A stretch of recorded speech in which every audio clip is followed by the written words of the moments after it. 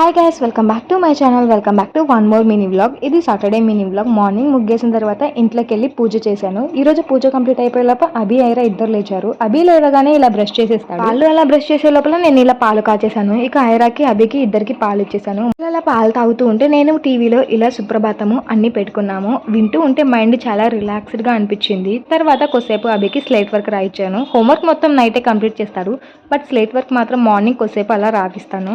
అలా హోంవర్క్ రాసుకున్న తర్వాత నేను ఈ లోపు టిఫిన్ అయితే రెడీ చేశాను. ఈ రోజు సాటర్డే కదా, పులగం అన్నము వెల్ పచ్చడి. దీంట్లోకి కాంబినేషన్ నెయ్యి. ఈ మూడిటి కాంబినేషన్ అదిరిపోతుంది.